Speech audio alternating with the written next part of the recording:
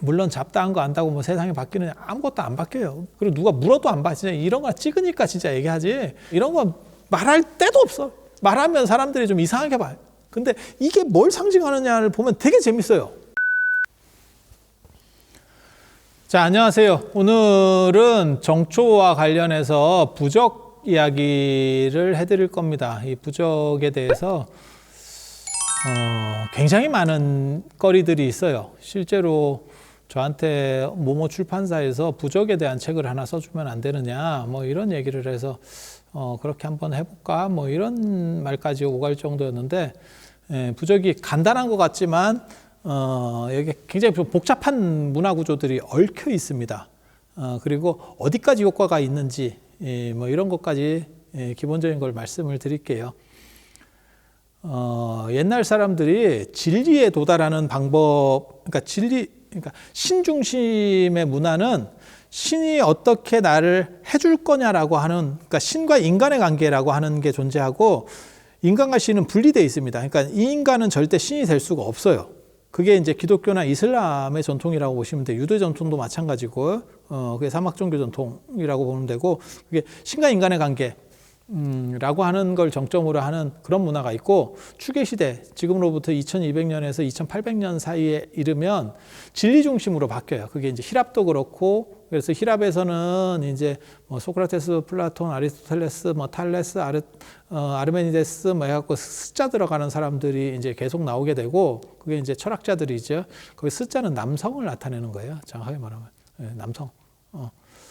그리고 그 다음에 중국에서는 자자 들어가는 사람들, 뭐 도자, 맹자, 장자, 뭐 순자, 뭐 해갖고 자자들, 그 자는 큰 선생이라는 뜻입니다. 큰 선생. 그래서 앞에 성을 붙이고, 그러니까는 김씨 큰 선생님, 뭐 이런 쪽, 우리식으로 표현하면 뭐 박씨 선생님, 뭐 이런 식으로, 어떻게 보면 학원으로 말하면 일타 강사지, 일타 강사. 그쪽 전공에서 최고 선생, 이라고 보시면 되고, 그 다음에 인도에도 많은 사람들이 나옵니다. 그 중에 이제 대표적인 게 뭐 붓다하고 마하비라 같은 사람이고, 이런 분들이 진리를 추구하는데, 그 진리를 추구하는 방식, 진리에 어떻게 도달할 것이냐, 그것은 우리가 현상 속에서 얻을 수 있는 구조, 현상 속에서 존재는 하지만 우리 현상적인 것 갖고는 불완전성이기 때문에 이것으로 진리에 도달할 수 없다라고 생각하고, 그 진리에 도달하는 중간 단계를 생각을 해요. 그래서 힐압 사람들이 생각하는 그 진리에 도달하는 중간 단계가 뭐냐면 수예요. 수학할 때 수. 그래서 제가 그런 얘기 하는데, 우리가 왜 실제로 쓰지도 않으면서 수학 배점이 이렇게 높으냐면, 그게 사실은 플라톤 때문이다. 플라톤의 영향 때문에. 플라톤이나 뭐 피타고라스나 이런 사람들은 수의 정합성이 진리를 모사하고 있고, 그것이 진리에 도달하는 이데아나 이러한 진리적 가치에 도달하는 방법이라고 생각해요. 그거는 완벽한 거죠. 숫자적 계산이라고 하는 것은 답이 나오는 거죠. 우리가 사는 계산, 현상 내에서 보는 그런 인간의 마음이라든지 이런 계산들은 답이 없죠. 그러니까 왜 사람이 좋으냐? 그냥 좋으니까. 싫으면 왜 싫으냐? 그냥 싫으니까. 이런 거지. 나한테 잘해준다 그래서 꼭 좋은 것도 아니고 다 그렇게 가는 거고, 숫자는 거의 정확하게 정해져 있죠. 그래서 그게 어디까지 내려오냐면, 그런 숫자 전통이 아인슈타인까지 거의 그렇게 내려오죠. 그리고 현대에 들어서 과연 그러한 숫자가 이제 타당하냐에 대한 논의가 나오기 시작하는 거예요. 그게 양자역학. 하이젠베르그 나오면서 이제 상황들이 바뀌기 시작하는 거죠. 그래서 유명한 얘기가 있죠. 아인슈타인이 신은 주사위 노름을 하지 않는다. 그러니까 그런 확률 계산으로 하는 게 아니고 랜덤으로 하는 게 아니고 실제로는 다 정해져 있다. 그러니까 수학적이라는 생각을 한 거죠.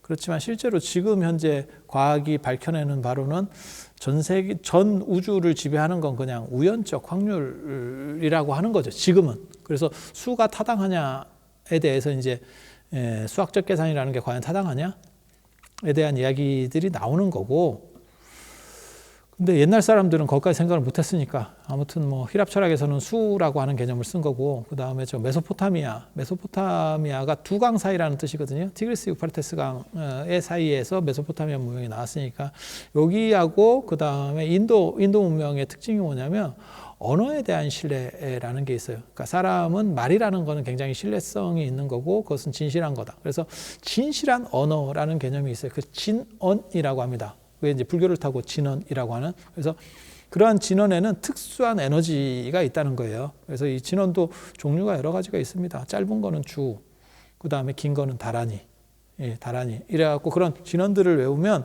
그것들은 어떤 초월적 힘을 준다라는 게 있고, 그 다음에 맹세, 서원, 축원 문화도 이런 진언 문화예요. 그래서 그 말을 가지고 내가 그렇게 서원을 하면 그것이 실제로 초월적 에너지를 발휘하면서 일어나는 거죠.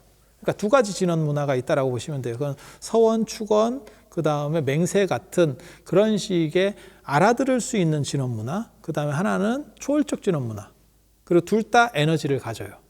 그래서 불교 안에서는 아직도 이 두 가지를 하고 있는 거죠. 그래서 사시에 보면 뭐 천수경 같은 거 하면 못 알아듣는 진언 한참 하고, 사시 불공 때도 못 알아듣는 진언, 뭐 보공양 진언, 운신공양 진언, 뭐 저거 해서 진언들 하고, 신도만 못 알아듣느냐, 스님도 못 알아듣고, 에브리바디 다 못 알아듣고, 못 알아들어도 관계없어요.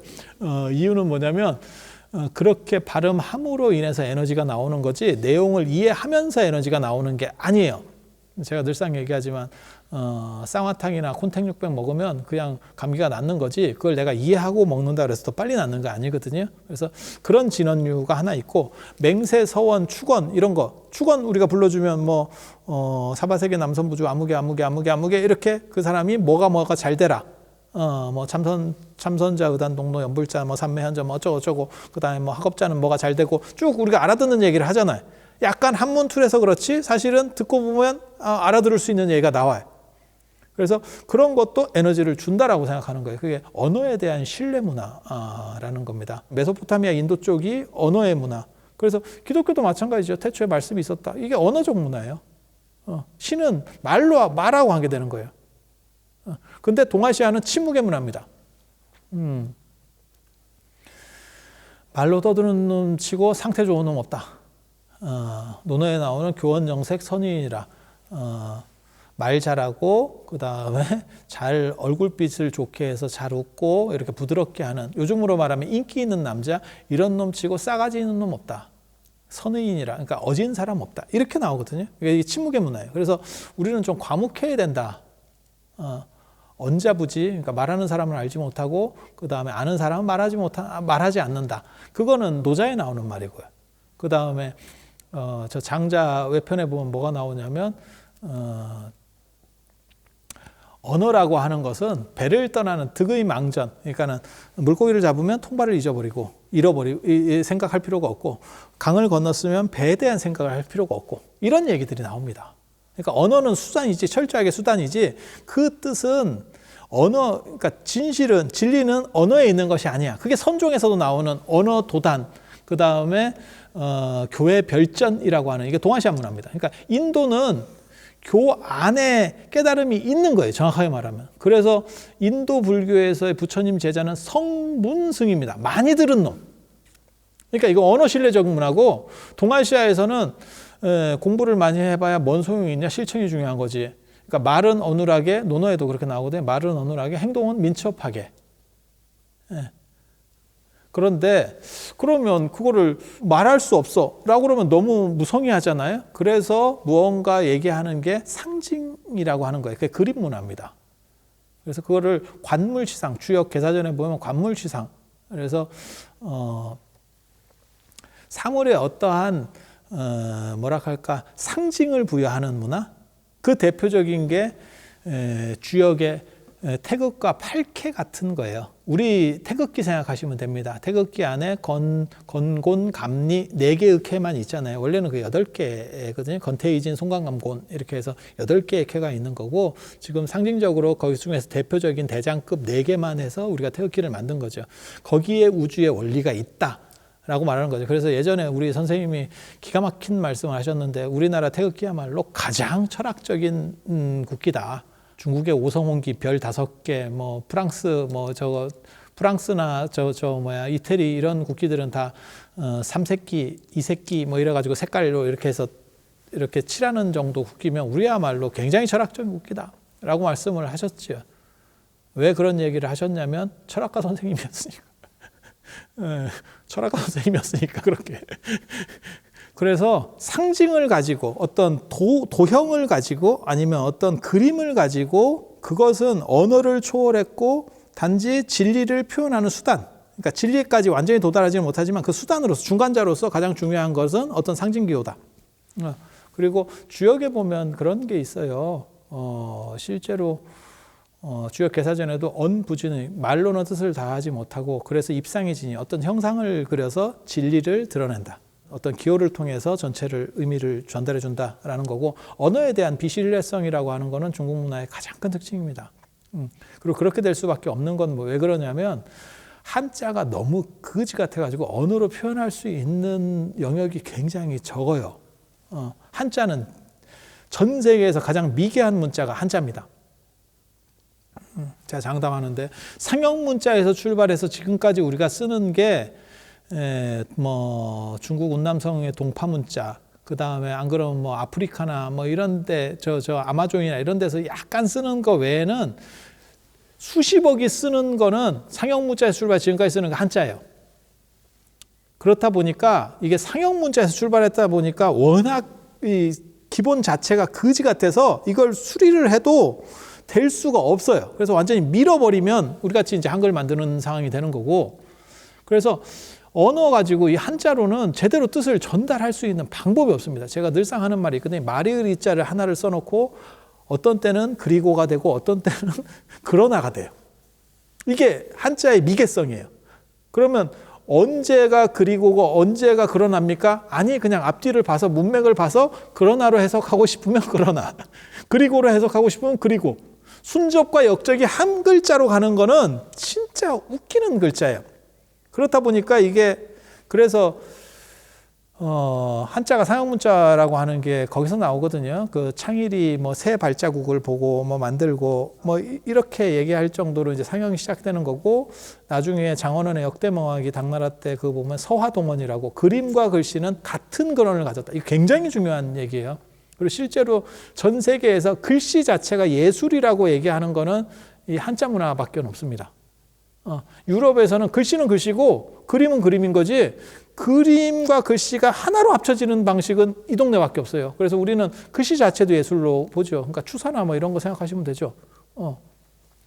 그래서 이게 미개 문화에서 나타나는 현상이고, 그러다 보니까 언어를 신뢰하지 못하고 문자를 신뢰하지 못하고 직관적인 거, 그 다음에 해석의 다양성이 좀 더 열려있는 부호적인 거를 얘기를 해요.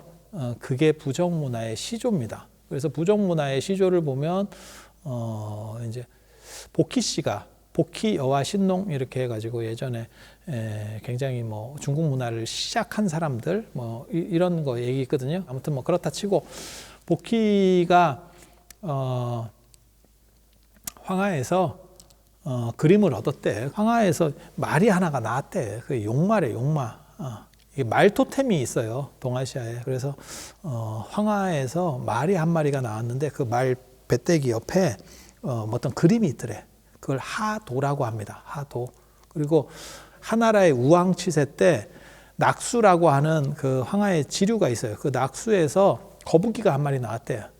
거기 치수를 하고 있는데 거북이가 나왔대. 물을 이렇게 잘 관리하고 있는데 그 황하가 자주 범람하거든요. 그래서 그걸 관리하고 있는데 거기서 거북이가 나왔는데 그 거북이 배껍질인지 등껍질인지 뭐 정확하지 않은데 거기에 이렇게 약간 바둑판 같은 그림이 있다는 거예요. 그걸 낙서라고 합니다. 그래서 하도 낙서 이렇게 황하에서 용마에게 나온 그림, 그래서 하도. 그 다음에 저거를 낙수에서 나왔다 그래서 낙서. 우왕 때, 하나라의 시조인 우왕 때. 참고로 말씀드리면 하나라까지는 전설적인 나라고 은나라부터가 이제 황하 문명하면 은나라, 은허의 발견 이렇게 시작되는 거예요. 그래서 그 앞에 나라입니다. 그래서 그걸 합쳐서 하도낙서를 합쳐서 도서라고 하는 거고, 도서가 지금도 쓰이는 표현이에요. 낙관 원래 이름이 도서입니다. 지금 우리는 낙관이라고 잘못 쓰지만 원래는 그게 도서예요. 그게 그림 문화입니다. 그래서 우리가 이름 쓰고 도장 찍을 때 그거를 이제 그림 문화로, 그래서 빨간색으로다가 그림을 딱 이렇게 주치를 해가지고 도장을 찍죠. 지금도 그렇게 문화들이 남아있죠. 도장은 빨간색으로 찍죠. 그게 부적이라고 보시면 돼요. 그런 게 부적의 시조예요. 부적의 시조고, 이제 부적하면 보통 사람들이 종이에다가 노란 황지에다가 빨간색 주사로다가 그림을 그린다고 생각을 하거든요. 주사는 뭐냐면 수은하고 유황 화합물인데 독성이 없습니다. 그리고 빨간색을 쓰기 때문에 모든 삿된 거를 쫓아내고 그 다음에 귀신들이 범접하지 못한대요. 그래서 예전에는 좋은 집 우물에는 주사를 묻었고 그 다음에 좀 떨어지는 집 우물 옆에는 마을 우물이에요. 그게 다 공동 우물인데 그런 데는 이제 개수나무를 심고, 개수나무도 빨간 계피라고 하는 게 빨갛다는 의미고 주사도 빨갛다는 의미예요. 그래서 그 개수나무가 지금까지도 내려와서 달나라까지 진출을 하는 거고, 그게 굉장히 재밌는 문화입니다. 뭐 아무튼 그렇다 치고 그 다 벽사 문화예요. 왜냐하면 잘못해서 우물이 조금만 잘못 관리돼서 수인성 질병으로 돌면 한 마을이 절단이 나기 때문에 거기다가 삿된 것들을 쫓아내는 그런 기능들을 한 거죠. 그리고 도자기도 만들 때 보면 청아를 쓰는 경우도 있지만 진사라고 하는 거죠. 주사를 넣으면 그게 최고급이에요. 주사하고 청아는 코발트 쓰는 거고 그건 회청이라 그래서 수입해 와야 됐고, 주사 같은 경우도 구하기가 어렵고, 주사도 좋은 거는 금이랑 거의 같은 값으로다가 올라갑니다. 그래서 주사 굉장히 좋고, 그래서 그 주사로다가 이렇게 써서 가지고 있으면 부적이다 뭐 이런 얘기가 있는데 그거 좀 다릅니다. 그러니까 주사를 쓸 때도 있고 또 뭘 쓰냐면 닭피를 쓸 때도 있고, 그것도 수탉의 벼슬을 잘라서 그 피를 뽑아서 쓰거든요. 이제 수탉이 새벽을 알리고 그게 이제 모든 귀신이나 이런 것들을 정지시키는 효과가 있다라고 보는 거잖아요. 예전에 그 뭐 닭이 울면 뭐 삿된 것들은 다 없어지고 뭐 날이 밝고 뭐 어쩌고저쩌고 하잖아요. 그래서 거기에 이제 상징성을 부여하는 거고, 그 중에서도 에너지가 제일 많이 몰린 데가 닭의 벼슬 부분이라고 생각을 하는 거예요. 옛날 사람들은 그런 생각 되게 많이 했습니다. 그래서 닭도 그렇고 사슴도 이 뿔에 에너지가 모여 있다라고 생각하는 거잖아요. 그러니까 왕관 쓰고 있다라고 생각하는 거거든요. 그래서 녹용을 먹는 문화가 있는 거고 우리한테. 그 다음에 수탉도 예전에는 수탉도 숭배도 있었어요. 그래서 우리가 계림이라고 하는 기말지 나오는데도 닭이 울고, 그 다음에 박혁것의 부인인 아령 부인도 원래 주둥이가 부리가 됐고, 그래서 씻어주니까 아령정에서 씻으니까 부리가 떨어졌다. 뭐 이게 닭 토템이에요. 닭 토템, 새 토템, 닭 토템 뭐 이런 것들이거든요. 그래서 그런 신령한 부분들이 있어요. 그래서 새화에 정초에 붙이는 새화에 닭 그림이 나오는 경우도 있어요. 호랑이 그림 나오고 까치 그림 나오고 그 다음에 맹수 그림, 그러니까는 매나 독수리 그림 나오고, 그런데 닭 그림이 의외로 나오는 경우도 있어요. 그 다음에 잉어 그림, 잉어는 이제 등용문 이렇게 해서 출세한다라고 하는 그런 문화들이 있고, 좀 재밌는 여러 가지 상징보들이 있어요. 그렇게 해서 닭피로 쓰거나 주사로 쓰거나, 예전에는 아마 닭피가 더 쌌었을 겁니다. 단가가. 주사가 훨씬 귀한 거거든요. 그리고 재밌는 거 한 가지 말씀드리면, 혹시 사람이 정신이 혼절했을 때 부적을 불에다가 탁 태워가지고 그걸 물에다가 이렇게 휘저어서 그 잿물을 먹으면 정신이 돌아온다, 이런 얘기가 있는데 그게 어느 정도는 사실입니다. 뭐 말 같지도 않은 건데, 주사라고 하는 거에 대한 주사의 약성분 때문에 나타나는 현상이에요. 부적의 성분이 아니고, 부적의 효과가 아니고 주사 효과예요. 그래서 금속으로 된 약재를 썼을 경우에, 제가 또 한의대에서 또 오랫동안 강사를 한 사람으로서 얘기하면, 이 금속 성분의 약성분이 제일 빨리 받아요. 그래서 우황청심환도 먹으면 뭐 사람이 정신이 돌아온다. 그거 맨 밖에 쌓이는 금 때문에 나타나는 현상이에요. 한의약은 그렇게 빨리 효과가 안 나요. 그러니까 우리가 진짜 뭣도 모르는 사람들이 자꾸 사극 보면 이렇게 사약 먹으면 바로 사람이 배가 뒤집고 죽는 줄 안 죽어요. 쉽게 안 죽습니다. 그래서 사약 먹고 불 떼서 우리가 쌍화탕 먹고 찜질하듯이 한번 해야 사람이 갑니다. 그래서 불 떼줘요. 불도 떼주는 서비스를 제공해 주거든요. 그래서 부적이라고 하는 게 그런 두 가지로 그렸다더라. 닭피로 그렸다거나 주사로 그렸다거나, 그리고 그걸 황지에다가, 황색은 이제 길하다. 그다음에 황제가 많이 쓸 수 있는 최고급 색이니까 그 권위를 내세워서 부적을 쓰는데, 실제로는 이렇게 쓰는 게 아니고, 가롱시천의 포박자 4편에 보면 그 위진남북조 시대 사람인데, 그런데 보면 뭐가 나오냐면 부적을 나무로다가 만드는 거예요. 나무 패로, 손바닥만한 나무가 있어요. 그 나무도 재질이 있어요. 그러니까는 은행나무라든지 수백 년 된 나무를 쓰는 거예요. 그 대추나무라든지 이런 걸 써가지고 거기에 벼락을 맞으면 더 좋고, 그게 이제 벼락 맞은 대추나무, 그런 얘기들이 거기서 나오기 시작하는 거예요. 그리고 거기다가 부적을 파가지고 패처럼 가지고 다니는 거예요. 호패처럼, 사실은. 그런데 그게 수백 년 된 나무가 벼락 맞은 게 찾기가 굉장히 어렵거든요. 그렇다 보니까 그거를 이제 먹을 발라서 찍어내는 거죠. 이렇게 인경하듯이 이렇게 찍어내는 거예요. 경전 찍듯이. 그래서 검은 부적도 있습니다.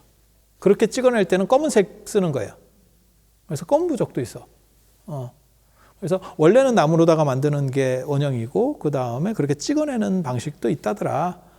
실제로 절에서도 다란이라든지 이런 거 복작물을 풀다 보면 그런 걸 많이 찍어 놓은 게 있어요. 찍어 놓은 게 있어요. 그래서 그런 식으로 결국 종이에다가, 아까 황지에다가 이렇게 쓰는 방식으로 바뀌게 되는 거고, 그리고 부적의 형태들이 있습니다. 이제 그림 부적.